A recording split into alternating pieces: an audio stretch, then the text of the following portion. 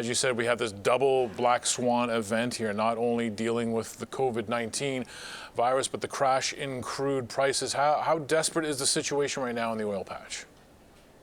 Well, these are certainly, really unique times. We've faced oil price collapses in the past. We've faced global economic meltdowns in the past. We've even dealt with things like SARS, earlier this century.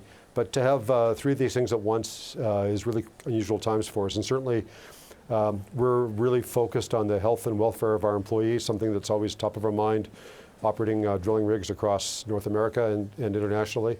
But now with all three things compounding, very challenging times indeed. We just heard the call, of course, from the 30 CEOs who signed that letter about business leaders making sure that we can put social distancing in place, try to stop the spread of COVID-19. And in terms of your business, what does that look like? How do you function as a driller when trying to put some of these measures in place? So we're reviewing all of our field policies right now to maximize the safety of our employees, everything from our camps and our sleeping accommodations to our crew trucks, between those facilities and the rigs. In fact, on the drilling rig, we're looking at maximizing spacing so we can keep within the 2 meter, 6 foot recommendation. And we're doing this all over the world, in Canada, United States, and our international operations. We also have a number of employees who would rotate in and out of the US or internationally, and we're having to make alternate plans to support those positions locally and limiting our travel. Okay, given that you do have people rotating in and out of the U.S., you operate in the U.S., Canada, and the Middle East. What did you make of what Prime Minister Trudeau had to say today in terms of limiting the entry? Obviously, there are allowances there in terms of critical personnel who are basically keeping the economy going.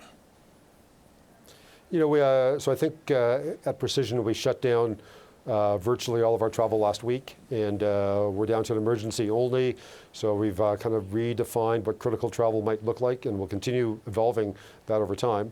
But I do expect at some point that these travel bans may even increase, or we may have no travel allowed. We'll see how the next few days progress. Certainly, minimizing transmission of COVID-19 is our top priority right now. That is the top priority as we continue to struggle through this as Canadians and trying to get a hold on the health crisis that we're being presented with right now. How long can you sustain the company, its operations, given the safeguards you put in place for your workers, but also the demands of the business and what it needs in terms of cash flow and crude prices being at these levels?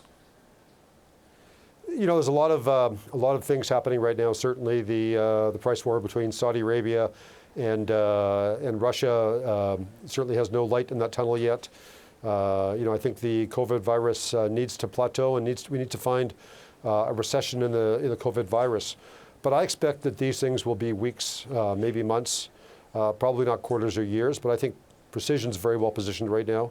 I know that our workforce has worked very hard the past several years, helping the management team reduce debt, focus on our maturities, and ensure that we've got the strength and depth to run through a sustained period of very quiet activity. So I think we feel comfortable right now that we're well positioned for all this turmoil, and can manage our way through it, certainly for the coming weeks, months, and maybe quarters. Kevin, obviously geopolitics out of our control. On a personal level, though, how disappointed were you to see that during an international health crisis, Saudi Arabia, the Russians decide that they need to drive the price of oil down as well? Well, I think they may be surprised by the way this world economy is turning now. And I'm expecting that as prices push into the 20s now, that eventually they're going to come back to the table and reopen discussions. There seems to be no question that Saudi Arabia indicated they're prepared to push the price down as far as it takes. So, doing business with those countries, understanding the geopolitics, I don't think anybody in Saudi Arabia or Russia wants to see WTI prices or Brent prices in the 20s or the teens.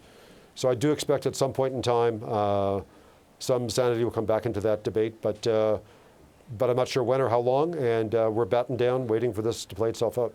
Kevin, I thank you for your time today and for your insight.